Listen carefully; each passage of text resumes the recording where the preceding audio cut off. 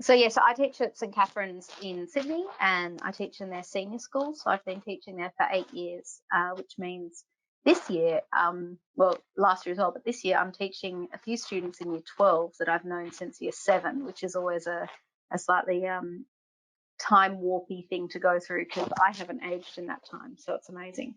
Look, the first thing I want to talk to you about is the factors of resilience, and this is from Karen Ryvik's work at the University of Pennsylvania School of Positive Psychology. There are so many different ways people talk about resilience and how to build resilience, but I really enjoyed her way of dividing it into these factors, and I use it a lot when I talk to the students, and I find it really helpful. I also want to talk to you a bit about how we measure well-being at school and what we do at our school to promote well-being, because I think often we clump teenagers together as all being exactly the same, and there's a huge difference in what a 12 or 13-year-old is going through and what a 17 or 18-year-old is going through, and those processes, and how you can respond to their mental health and their stress and their resilience. Before I do that, though, I just want to briefly talk about Nassim Nicholas Taleb has a book called Anti-Fragile, which is a great book. And he has this term of anti-fragility. And I think it's something that we need to think of with teenagers and resilience, because often when we think of resilience, we're thinking of something that bounces back to its exact same form. So, if you have a glass of water and you drop it on the floor, it breaks, it's fragile, very little chance it'll get back together. If you have a sippy cup, your child, as a parent of teenagers, you probably haven't gone through this for a while, but sippy cups fall on the ground repeatedly and stay exactly the same. Anti-fragility is something that each time it drops, it gets a little bit stronger. And to that end, there is something innately human about anti-fragility. And I really like thinking about resilience as not just being going back to how we were, but growing and thriving from experience. So we often assume we know what resilience is and what it takes to be resilient. And instead of telling kids to buck up or be resilient, we need to focus on the factors of resilience, which, like anything, it's easier to work on the parts rather than the whole. So, oh, hang on, I'm not in the right screen. There we go. Okay. So Karen Ryvik has 9 factors of resilience. The first is biology, and you can't do much about that. There are studies that show, people are born with stronger immune systems, or there are some research that says that taller people are more resilient. I don't really like that theory because I'm short. And there are some other stuff around breastfeeding, that kind of thing. But for now, I would say just ignore that. You are who you are. The second factor is self-awareness. And self-awareness is not just being aware that you yourself are there, but thinking about how you react to certain situations, how you respond when something happens to you. Do you jump to your fight, flight, or freeze response? Self-awareness is something that can be developed through mindfulness, through breathing exercises, or stopping yourself and asking, why is my heart rate going up? Why are my fists clenched? Why am I biting my fingernails? It doesn't actually stop you doing those things, but it is the first step because it develops an innate awareness. And I think we often see in teenagers, they can be experiencing an emotion really fully, and they might not have stopped for a second to think why. The third factor leads on from that, and it's self-regulation.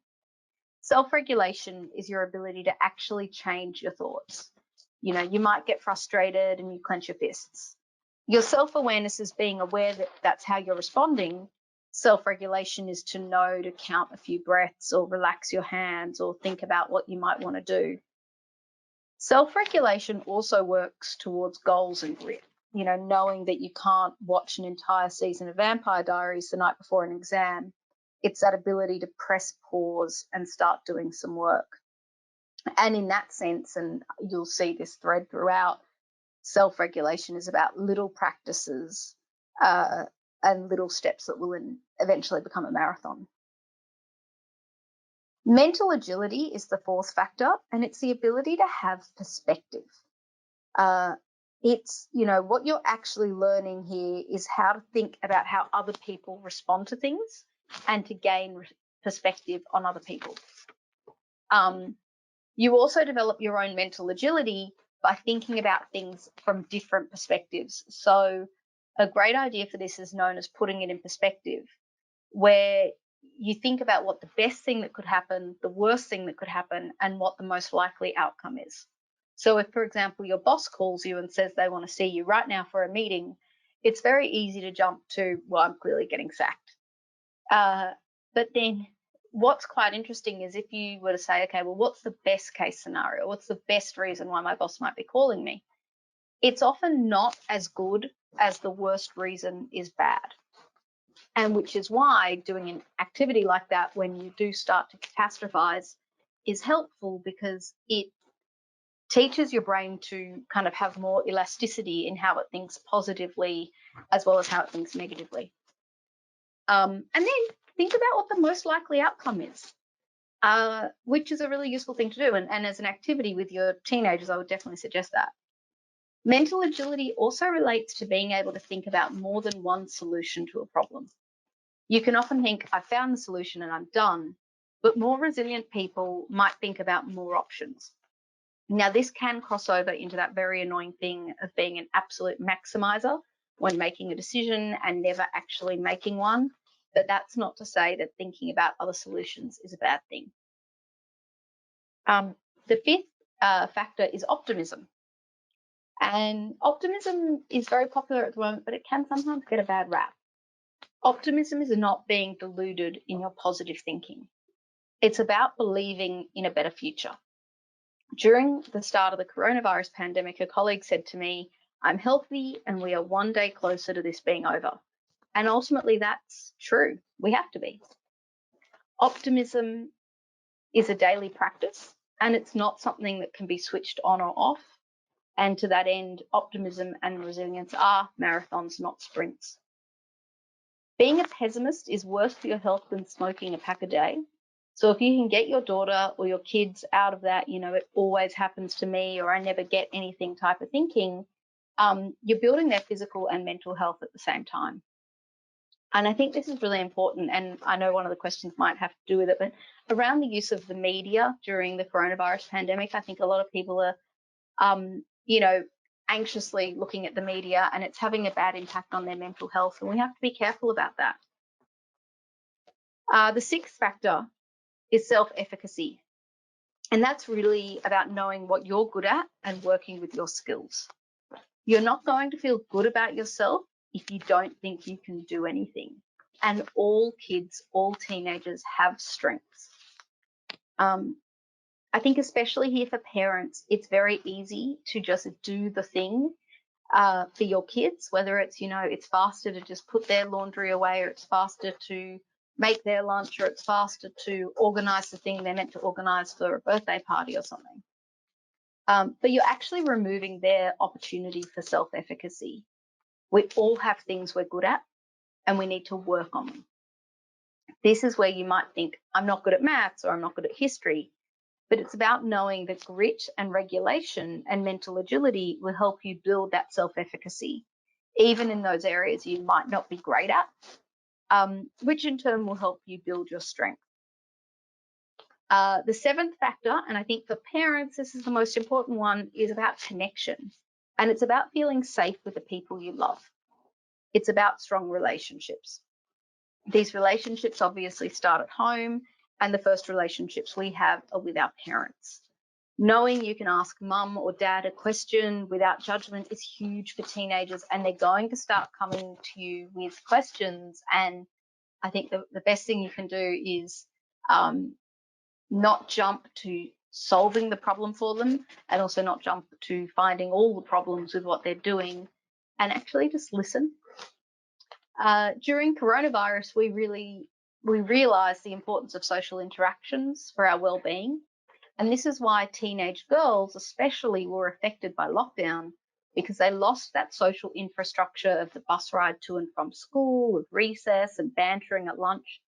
And they didn't realize they actually had to replace it with phone calls, because usually what teenage girls do is they talk at school, talk, then they go home and they're just on Snapchat, or they're on Facebook, or they're on Instagram, and they're not actually talking.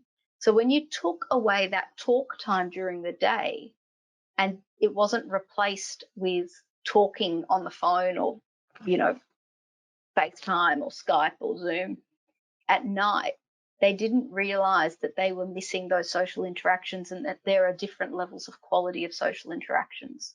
So we really heavily promoted the girls having face-to-face conversations, lining up recess group chats, that kind of thing.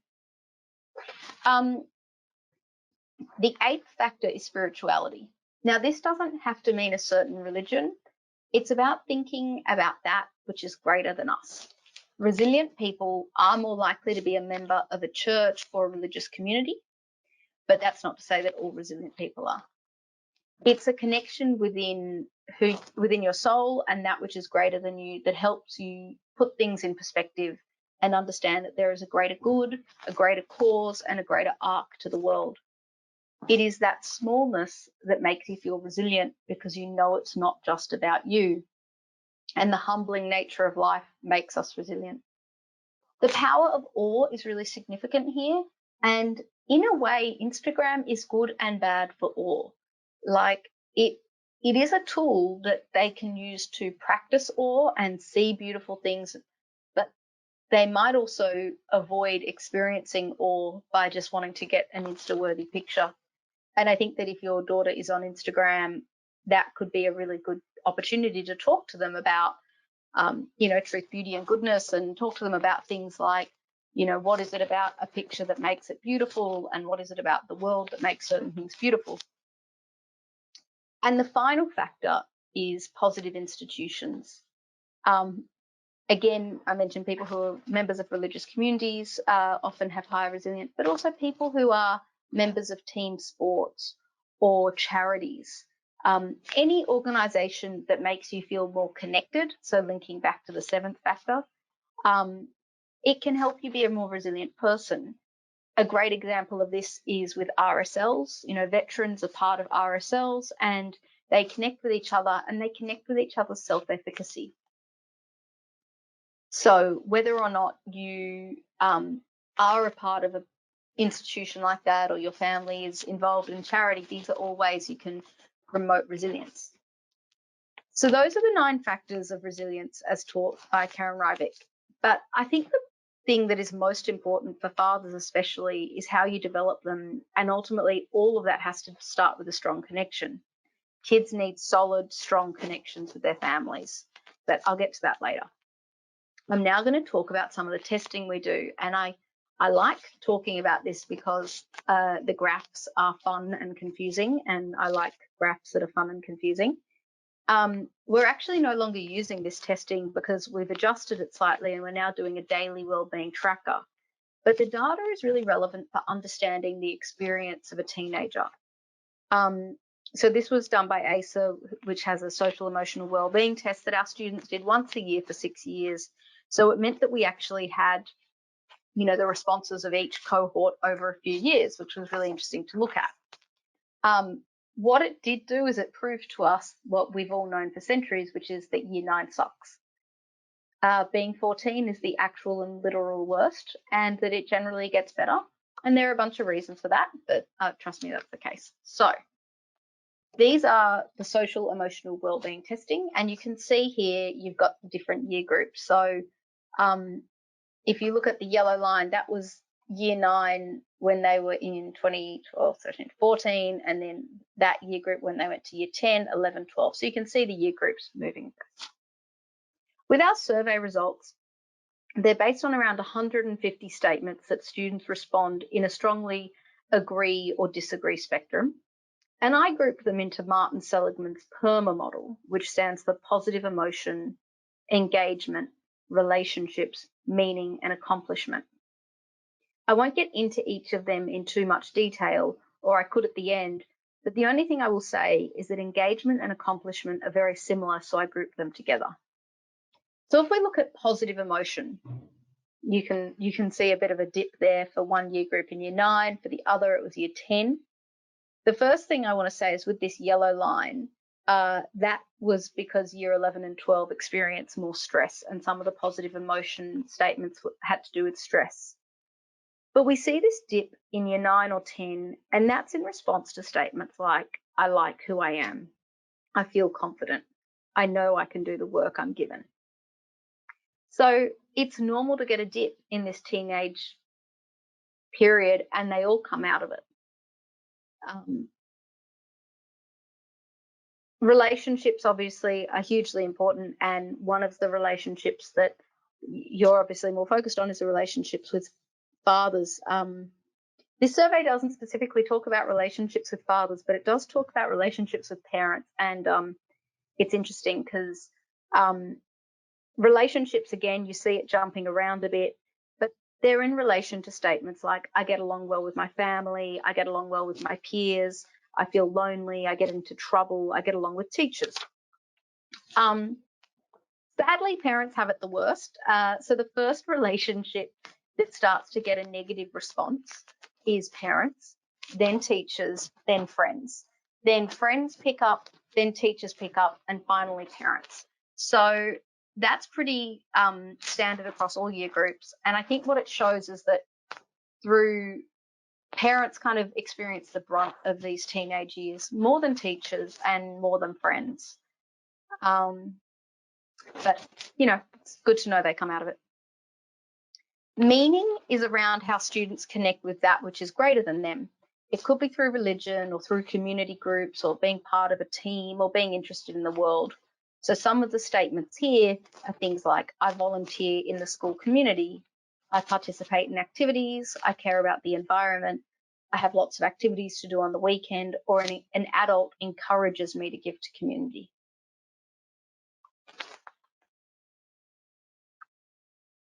Engagement and accomplishment relate to how students interact with their schoolwork, how much they want to challenge themselves, and how they achieve their goals.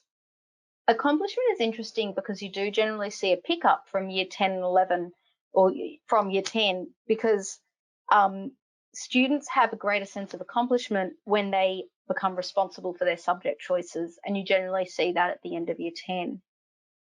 So when students have more control over what they're studying, they're more likely to be engaged, which leads to a greater sense of accomplishment. So to that end, I would say don't force your kids to do the subjects you want them to do. It's far better for them to do the subjects they want to do and they're interested in, because they will enjoy them more and they will do better. So don't feel like they have to do the subjects that you were great at, because they're not going to feel connected to those subjects. So what do we do around that? Our wellbeing program at school is based on our school values of integrity, resilience, respect, relationships, and service. In year 7, we're really focused on developing student belief in themselves through integrity, especially by using VIA character strengths. This is integral because when you hold on to your own character and you know who you are, then you have a strong foundation for resilience. Joan Didion has the quote that I've put up, which I now kind of cling to, which is that character and that willingness to accept responsibility for one's own life is a source from which self-respect springs. And when we're talking about teenagers, and especially teenage girls, you want them to know who they are, and have that strong anchor in themselves, so that when everything else can get thrown around, they stay still and they stay strong. I think here, as a parent, it's really important to value your child's character over their sporting ability or how clever they are. And keep an eye on the compliments your kids get, especially the difference between the compliments sons and daughters get. And I know this because I have a son and a daughter. Focus on what makes them them. Focus on what makes them them. Focus on their kindness. Focus on hard work rather than intelligence. Like, focus on stuff they can continue to work on. I love, there's a line that someone put up for International Women's Day last year that said, "You're absolutely gorgeous, and that's the most boring thing about you." Professor Lee Waters does amazing work here on the area of strength-based parenting. It's very easy in today's world to think our value comes from our job or from our relationships, but our value has to come from within. And when students know who they are, the anchor to that identity is easier to hold on to when they're faced with difficulties. In year 8, we really focus on resilience and respect, because that's when you can talk to students about things like growth mindset and neuroplasticity before they start rolling their eyes. In year 9, we continue talking to them about respect and relationships, and we teach them explicitly about how to be a good friend, a good daughter. We teach them how to write thank you letters, which I think is really cool, because a lot of the stuff we teach or we do with the girls is teaching them stuff that I think we often just expect kids to know how to do. And we can't expect them to know it if they haven't been taught and if it's not a thing that's done anymore. You know, there is a difference between a thank you letter and a thank you text. In year 10, we focus on service through charities, and we also have a service program for year 10. And we also set goals for their careers, and we do career testing. In year 11 and 12, a lot of it is around practicing these skills in the future through work, but also stress management strategies like mindfulness. And we also teach them about positive relationships. We have education programs around safe partying and also around domestic violence. So that's what I guess being a teenager is like, and about what we do at school.